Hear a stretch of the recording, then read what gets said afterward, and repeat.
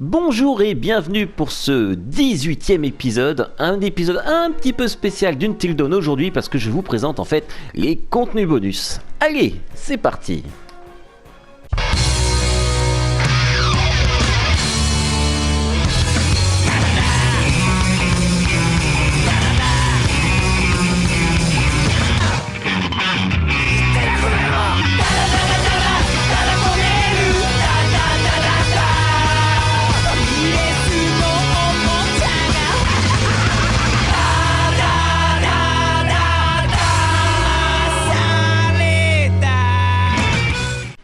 Allez, contenu bonus, rencontre avec l'équipe.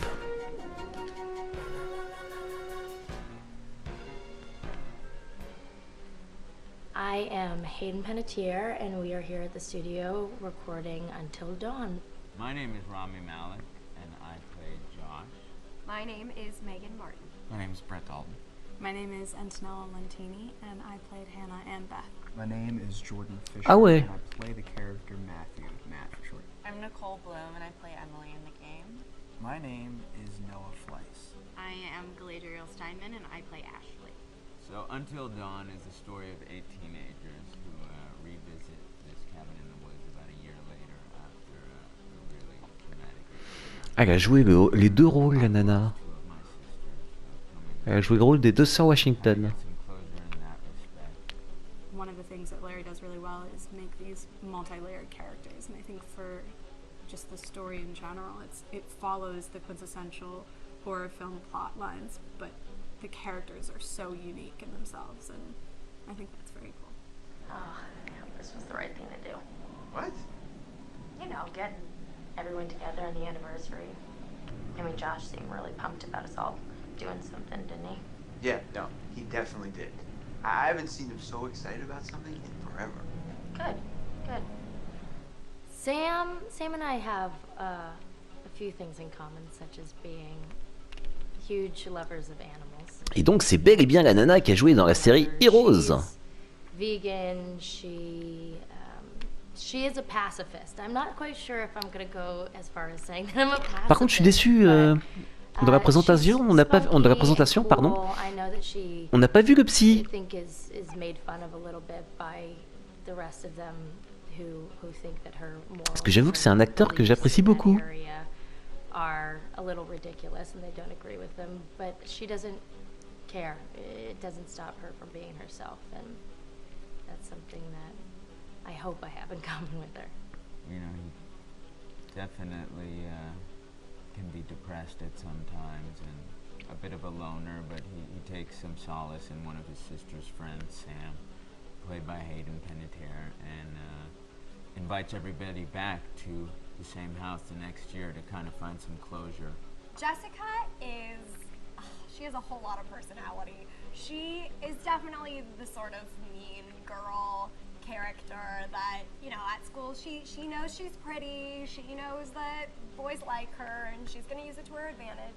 He's got a big heart, and you can tell that that's very evident, especially how he treats his girlfriend, Emily, and, you know, he's kind of a meathead, but in the best way possible. She really knows what she wants, and she manages to get that from whomever C'est it une is. peste, Emily. You know, she's really driven. And T'as eu le pire rôle de la distribution, ma grande. Character is Chris, and he is what society might consider the nerd of the group, and he kind of embraces it. Ashley she's a little more serious than some of the other girls. She's definitely very intelligent and thoughtful. She kind of looks at the whole big picture of things. She's not quite as geeky as Chris, but they connect in a lot of ways. Mike is like big guy on campus. He's the class president who has some charm and has brain, and I don't know, people seem to like Mike. He gets away with a lot though. He can be kind of jerky. The fact that he really just kind of wants everyone to be happy, and he's a people pleaser, and I can definitely attest to being, you know, that guy. I'm always the friend that wants everybody to be happy and wants everybody to be taken care of, and that's definitely Matt. But also, like, this character is just so fun. I rarely get to play the bitch, and so it was really fun to do. Ouais, la teigne. C'est vrai que t'es une putain de teigne. Just trying to lighten the mood, Em. Don't be like that. Like what? The way you're being, you always get like this. I just think this is just the coolest thing to be a part of, and I just think it's going to take the world by storm. I really do. I think this genre is the wave of the future, and I think that once people see the potential behind it, of getting to interact with the drama that you're witnessing unfold in such a realistic way, that this is how entertainment's going to be from now on. C'est l'avenir du divertissement, c'est possible. Alors, créer une scène. On va jeter un œil, vite fait. Hi, this is Lee Robinson, production designer on Until Dawn. The production design for Until Dawn started with the great teen horror script that sets the characters in a Canadian winter mountain lodge, being a contemporary setting with visual clues derived from classic films of that genre, such as Hitchcock's Psycho and Stanley Kubrick's Shining. Ah, Shining. Je l'avais bien dit pendant un épisode. Hein. C'est clair qu'ils ont largement pioché dans les grands classiques. This took us into concepts that took these storyboards further, visualizing the world through the color palette, the lighting, tone, and the mood, and developing key locations such as the lodge, the cable car stations, the forests themselves, the wilderness. As you can see, the environments and atmospheres changed quite a bit from warm and inviting to cold and threatening. The Millionaire's Mountain Lodge was a key example. It was designed to be made from nearby stone and timber, embedding it into the landscape, with a contrasting and contemporary interior needing to be opulent and extravagant. We created dark and claustrophobic corridors with ominous and large open spaces, almost cathedral-like in size, and with huge structures to silhouette and dwarf the characters within, providing a labyrinth to explore and wander. Each character was developed with a strong visual identity in mind, with contrasting colours, tones and silhouettes to identify them, each to have their own texture, pattern and shape, so that when they were lined up you could always identify them. The costume designs allowed a range of clothes that would suit them for the cold winter weather, but also have an element of style and individualism, so that the audience could look at them and relate, recognizing themselves within them. A lady would like to cuddle up with her man by a nice cozy fire bathed in atmospheric mood lighting. Right. It'll get plenty toasty once we're rubbing up against each other. Mike. Yeah. Fire and mood lighting. Yes. Working with the lighting artists, we really brought the look and feel of the world together, and this required a thorough understanding of the visual language of teen horror. A key scene was where all the characters emerge out of the rear of the lodge chasing Hannah. A contrast is evident straight away from the exterior wilderness to the warmth of the lodge. The attention to character lighting here is through the bounce and rim lighting, accented colours and composition, creating characters that come from the dark into the light and back again with an emotional effect. Guys, there's someone outside. What the hell? Hannah! What's going on? Where's my sister going? It's fine. She just can't take a joke. It was just a prank, Han. C'est juste une blague, Anna. J'ai envie de te... Ouh, il a l'air malin avec ses petits boutons sur la figure, l'autre. Allez, la science de la peur, c'est parti.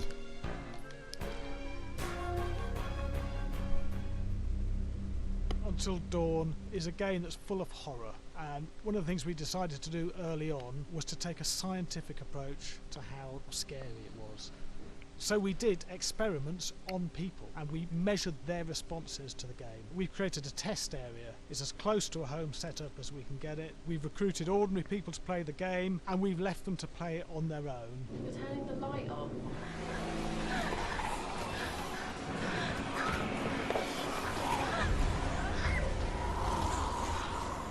The only difference is it's rigged with cameras and microphones that relay the data through to the next room where people are watching them play.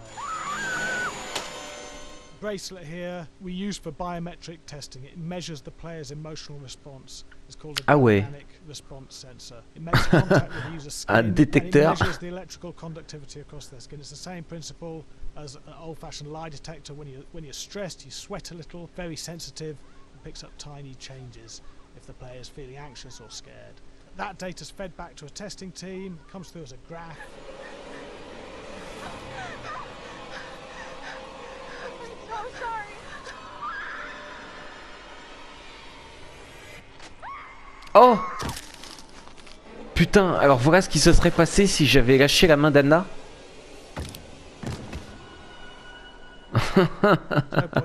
Cette blague. Ah punaise, ils viennent de me spoil. Je le savais même pas. If it didn't have that, it goes back to the team for improvement. The data doesn't tell us what's wrong with the scare, it only tells us if it's working or not. Okay, so you hear that too, right? Josh. Here we have a chapter relatively early in the game. Weirdly regular. Nothing regular about it. We have to create tension and anxiety in the player so they are ready to receive the scare.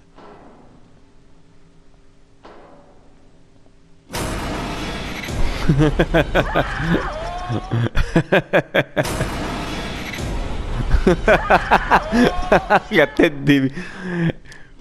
Eh, mais je pense qu'on a tous fait la même tronche.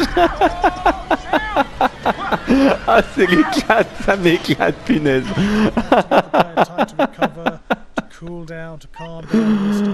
Ah, mais non, faut enchaîner au contraire.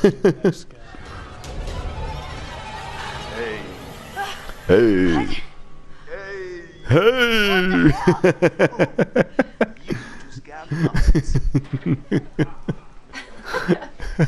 La même réaction, tout le monde se marre. Oui, tout va bien. Je suis content. Ah putain. Allez viewers, hein, pour tous ceux qui n'ont pas joué au jeu, je vous le conseille, hein, ça déchire ce jeu, il déchire. Rien que pour effectivement les sensations qu'il vous donne et l'impression d'y être quoi. Scared and wanting to get away.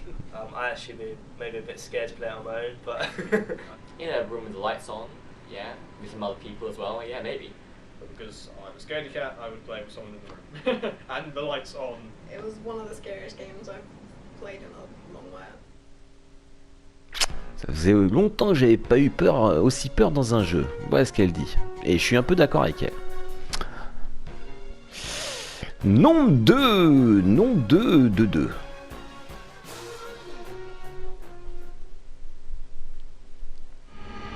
What in hell? Qu'est-ce qu'il y a en enfer? C'est ça?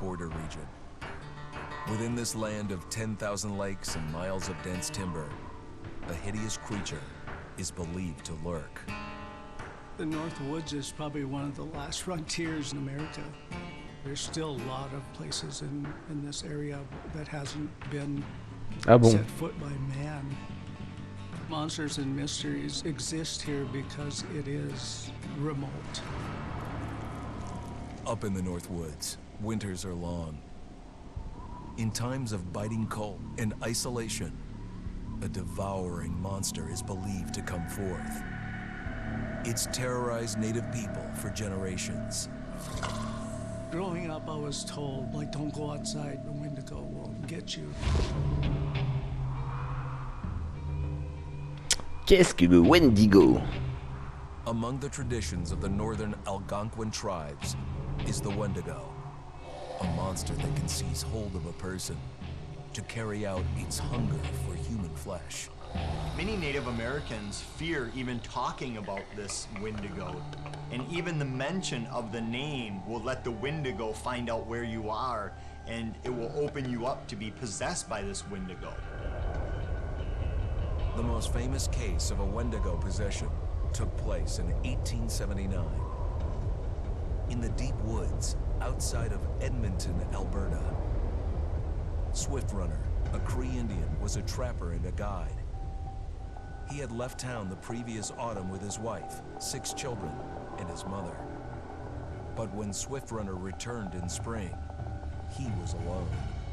Swift Runner came into a nearby village telling this heartbreaking tale. I had to watch them starve to death. Of his family being killed by starvation, and that he was the only survivor. My whole family gone. It wasn't hard to understand a family falling victim to a brutal winter. To even not. Yet something was suspicious about Swift Runner. He was a strapping man, and he came into town weighing over 200 pounds. It didn't look like somebody who had just weathered a terrible winter. He wasn't malnourished, didn't look like he was starving. He looked healthier than ever. After a few nights, it became clear that something was wrong. He started having night terrors, screaming in his sleep. I am the Wendigo. Villagers alerted the police. Swift Runner actually guided them back to his winter cabin.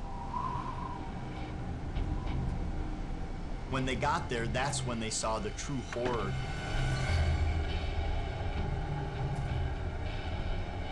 Human skulls were scattered around, many bones, some of which had been snapped in half, and the marrow inside had been drained.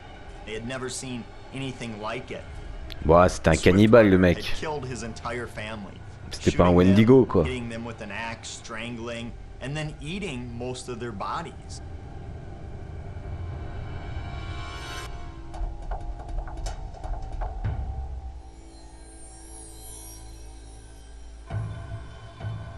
Right up until the moment the noose was on his neck, Swift Runner swore the evil spirit of the Wendigo had possessed him and twisted him into a cannibal killer. When he was on the gallows, Swift Runner himself said, "I am no longer a man."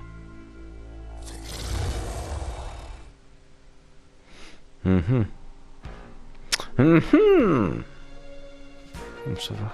Bon allez, le dernier. Le faire venir à la vie.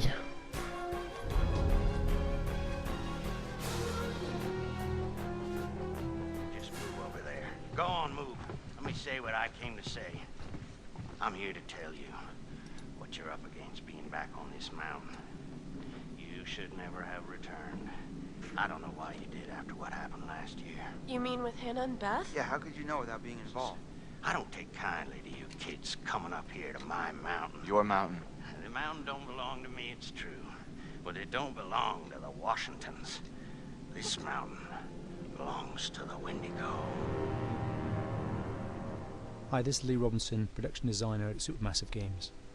Understanding the ancient myths of the Wendigo was key for their development that helped the visual look.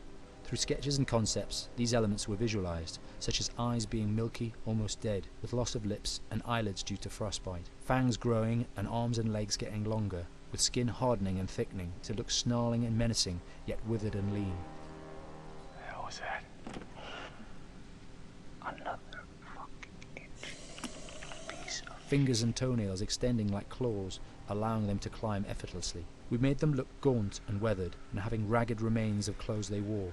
Blood-stained and rotten, with patches of hair still remaining, they retained strong skeletal limbs, which enable them to be agile and quick through the environment. Where are you? My name is Jamie Gallipo, animation director at Supermassive.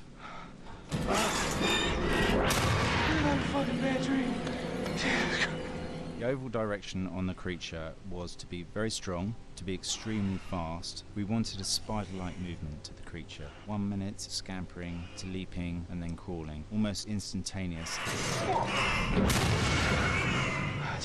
And finally, we wanted the creature to have this real, uncontrollable thirst for flesh.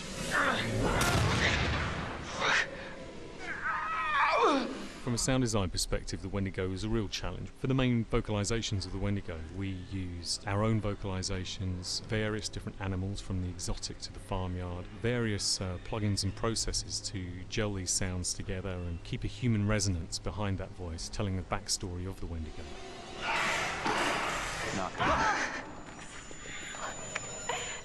During the chase sequences, the anger of the Wendigo is felt by encircling breaths, screams and screeches that essentially chase you as you're being chased by the Wendigo.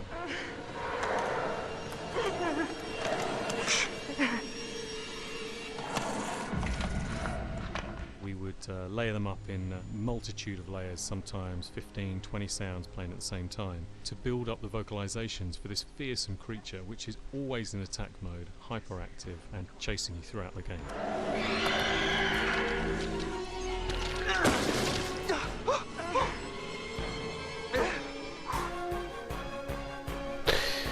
Et ben tout ça je l'ai pas vu. Et ben bon les viewers, j'espère que ça vous a plu. Moi j'ai trouvé ça bien sympa. Je suis désolé, je vous ai pas tout montré parce que il y avait des choses qui étaient un peu chiantes. Bon bref, je les ai gardées, je les ai mis de côté, c'était pas très intéressant. Voilà, enfin bref, je vous retrouve un de ces jours pour autre chose. En tout cas, c'en est fini pour Until Dawn. Allez, je vous fais à tous de gros poutous et je vous dis bon jeu à tous.